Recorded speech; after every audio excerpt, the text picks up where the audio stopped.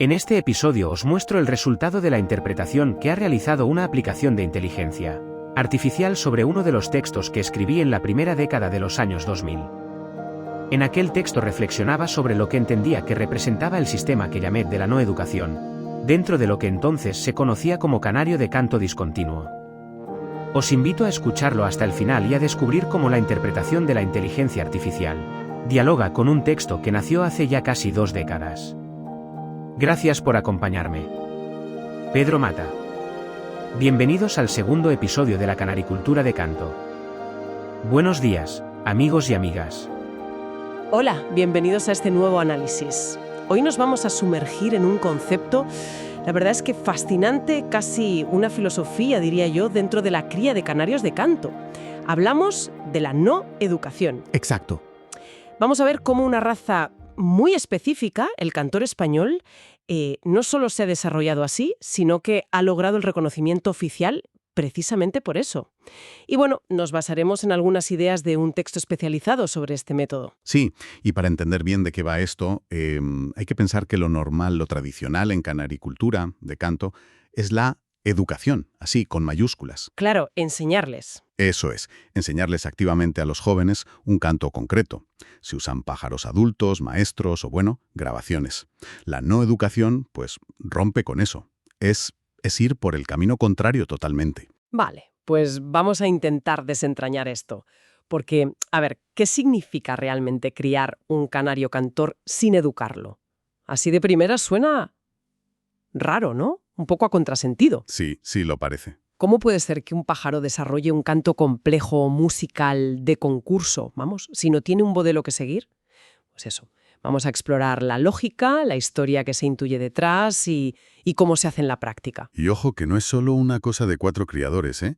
El reconocimiento oficial del cantor español por la OMJ-COM, la Organización Mundial de Jueces y la Confederación Ornitológica Mundial, eso es un antes y un después. Ajá. Valida la no educación como un sistema, pues viable, único y que marca diferencias a nivel mundial.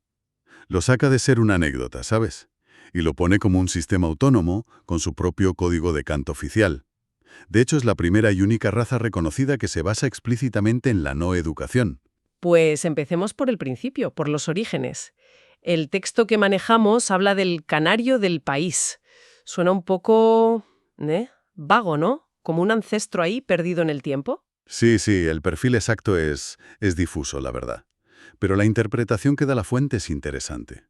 Sugiere que fue en Asturias donde se empezó a seleccionar canarios de canto con un modelo que encaja con la no educación. Ah, mira. Como que allí nació un enfoque distinto, innovador, que ha aguantado y que ahora es parte clave del estándar del cantor español. Se menciona también, aunque un poco de pasada, al Vigueta de Vic de Barcelona, como una posible influencia, conceptual quizá. Sí, pero parece que ahí la cosa iba más por la forma, la postura del pájaro, no tanto el canto. Vale. Correcto. La fuente parece apuntar ahí. La idea, el concepto quizá andaba por Vic, pero la aplicación ya sistemática a la selección del canto sin tutor. Eso parece que arranca en Asturias. Y luego, pues este método se fue extendiendo y, digamos, perfeccionando en otros sitios. Se menciona Zaragoza, por ejemplo. Y aquí hay algo que me llama la atención. El texto insiste bastante en lo importante que ha sido la codificación oficial reciente. Dice que esto le da una estabilidad, una objetividad que antes no tenía, ¿no? Superando subjetividades. Exacto. La no educación pasa de ser una práctica más o menos informal a ser parte de un estándar de raza internacional. El autor lo ve como algo muy diferenciador. ¿De verdad es tan rompedor comparado con otros métodos? Bueno, desde el punto de vista del texto, sí, totalmente. Para verlo bien, hay que ponerlo frente a frente con la educación positiva, el método de toda la vida. Vale. La no educación se basa en la creatividad innata del pájaro. El canto no se enseña, sino que emerge. Emerge de una mezcla compleja entre su genética, el ambiente específico de donde se cría y las relaciones sociales que tiene en el voladero. Pero ojo, solo con sus hermanos de nidada. Entiendo. Se describe como un proceso, pues de potencial ilimitado, complejo y, esto es clave, no estereotipado. El criador no intenta meterle una melodía en la cabeza. No hay ese aprendizaje activo de estímulo-respuesta del maestro. Entonces, si lo pillo bien, la base es que el canario ya sabe cantar de forma compleja, por naturaleza, por genética, y solo necesita las condiciones justas para que eso salga, sin que nadie le enseñe una canción. Esa es la idea central que expone la fuente. Sí. El conocimiento, digamos, el repertorio final, sería la expresión de habilidades que ya trae, innatas. El texto habla de un triángulo clave para la no educación: genética, medio ambiente y relaciones sociales del voladero. Ujú. Son las condiciones críticas para que el canto, cristalice bien. Y la estimulación entre los hermanos, sin adultos cerca, se ve como algo esencial. Fascinante. ¿Y cómo sería el triángulo clave de la educación positiva, para comparar? Pues en la educación positiva, el eje es la imitación. Es un aprendizaje muy estructurado, con objetivos claros puestos por el criador. Que el pájaro cante X canción. Copiar un modelo. Exacto. Es un proceso limitado en ese sentido. Busca copiar un modelo que ya existe. Se basa en el condicionamiento, en exponer al pájaro estímulos claros, un canario maestro que cante muy bien o una grabación de calidad. Muy estructurado, cronológico, y lo que se busca es un resultado estereotipado, una copia fiel, Ahí la intención de enseñar es total. totalmente deliberada, y el mecanismo es el aprendizaje por estímulo-respuesta. El conocimiento es adquirido, claramente. Vale. La tarea principal es transmitir información desde el tutor o la grabación. El pollo aprende de forma individual y, en cierto modo, pasiva. Recibe y procesa. El triángulo clave aquí sería genética, la predisposición del pájaro a aprender, su habilidad para imitar y la relación maestro-alumno.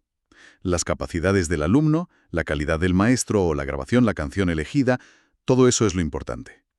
La interacción con los hermanos en este modelo no es lo fundamental para aprender el canto que se busca. Volvamos a la no educación. El texto la define como la ausencia de intervención voluntaria del criador para alterar los factores o procesos naturales que existirían en origen. Suena casi a dejar hacer, pero a la vez muy exigente para el criador, ¿no? Habla de esfuerzo, constancia, incluso colaboración. Lo es, lo es. No es simplemente soltar a los pájaros y ya está. Requiere un manejo muy, muy cuidadoso y específico. El proceso práctico que describe empieza por quitar al macho adulto justo después de fecundar. Ah, mira. La hembra cría sola los pollos, y esto es crucial, porque asegura que en la primera etapa, cuando están desarrollando sus sentidos, los polluelos no oyen ni ven cantar a ningún canario adulto de su especie. Claro, no tienen oportunidad de guardar ese modelo en la memoria temprana. Exacto. Así que cuando llega el momento en que empiezan ellos a gorjear, a practicar, en la etapa sensoriomotora, no tienen ninguna referencia externa guardada para comparar o imitar, solo su propia voz y la de sus hermanos de al lado. Entiendo. El único mecanismo de aprendizaje o de ajuste es escucharse a sí mismos, ¿no? Ensayo y error, repetir y lo que oyen de los hermanos. Exactamente. Los centros del cerebro que se encargan de aprender el canto no reciben esos estímulos externos, ni visuales ni sonoros, que daría un adulto. Y esto nos lleva a una hipótesis que plantea el texto, y que me parece curiosa. Sugiere que esa misma dificultad, el no tener un modelo externo claro y depender solo de escucharse a sí mismo y a los hermanos, podría ser la razón de que haya más errores o defectos en el canto de estos canarios.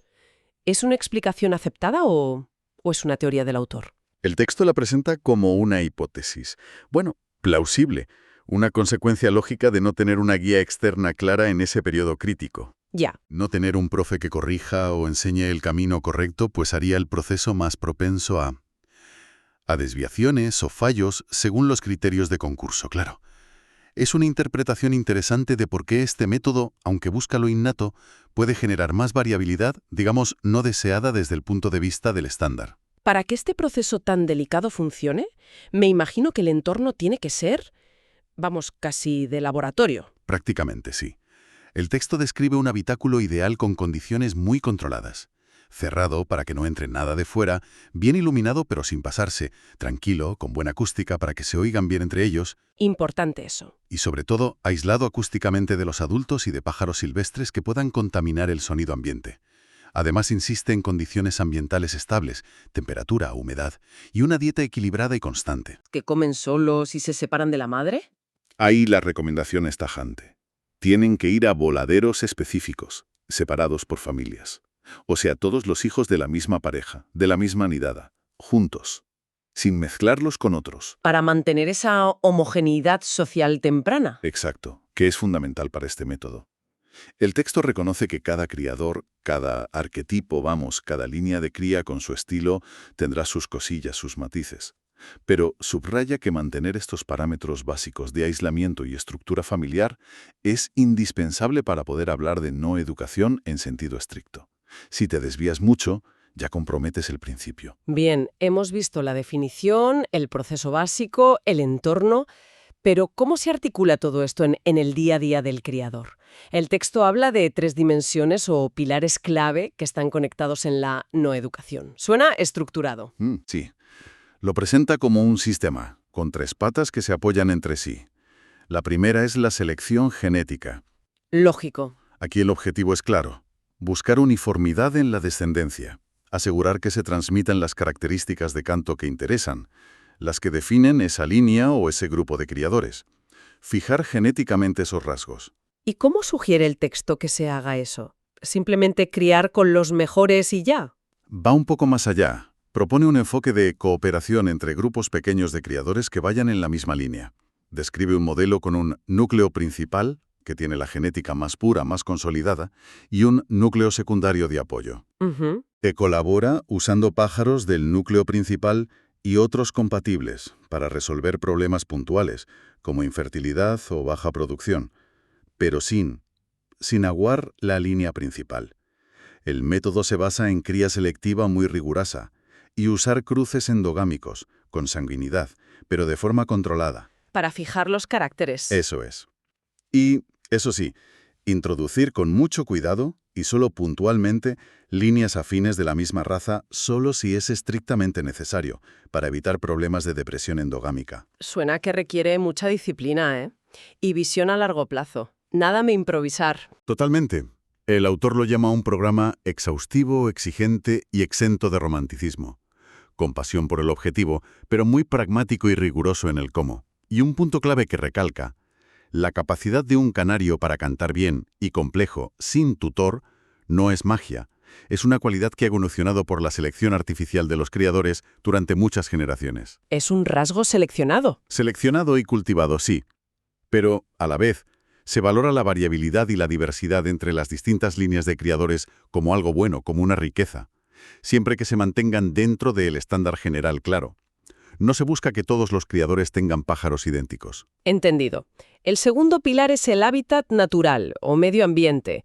Esto parece que abarca todo lo que no es genético, ¿no? Exacto. Todo lo no hereditario. Las condiciones del criadero, luz, temperatura, humedad, la comida, donde esté ubicado incluso. Pues factores culturales o de manejo del propio criador. Es un factor clave, pero claro, muy difícil de estandarizar del todo. Cada criador tiene sus circunstancias. Si la genética es tan importante en este modelo, ¿hasta qué punto el ambiente marca la diferencia? ¿O es solo algo secundario para que la genética se exprese bien? El texto lo ve como fundamental, no secundario. La genética da el potencial, pero necesitas el ambiente adecuado para que ese potencial se manifieste bien. Adaptarse a las condiciones de cada uno es inevitable, pero se sugiere un principio rector. Interesante, menos es más. Menos es más. ¿Cómo se come eso? Pues se interpreta como menos parejas criando, para poder dedicarles más atención, menos pollos por voladero, para evitar agobios y estrés social, y quizá, dentro de cada criadero, mantener menos diversidad genética para consolidar bien la línea propia. Vale, tiene su lógica. Y llegamos a la tercera dimensión, que a mí me parece especialmente intrigante: las relaciones sociales del voladero. Aquí es donde la falta del tutor adulto tiene que crear dinámicas diferentes. Aquí es donde el modelo le da una vuelta completa a la interacción social temprana. En la no educación no hay esa jerarquía de enseñanza tipo maestro-alumno que hay en la educación positiva. Lo que surge, según el texto, es una dinámica de dominancia o competencia entre los hermanos del voladero. Compiten. Compiten por recursos básicos: el mejor sitio en el palo para cantar, llegar primero a la comida. Y esta dominancia no es necesariamente una escalera fija, puede cambiar entre ellos, variar con el tiempo. Pero, espera, ¿Compiten para enseñarse o aprender el canto entre ellos, o solo por los recursos? Ahí está la clave. No compiten para enseñar o imitar una canción específica. La competencia es por estatus, por recursos, dentro de ese grupito cerrado. Sin embargo, y esto es fascinante, el texto dice que además de competir, se crean relaciones de sociabilidad, donde los machos jóvenes cooperan de alguna manera en hacer el canto final del grupo. ¿Cooperan? No es que se copien unos a otros directamente como harían con un tutor, pero esa interacción constante parece que influye en cómo se desarrolla el repertorio de todos.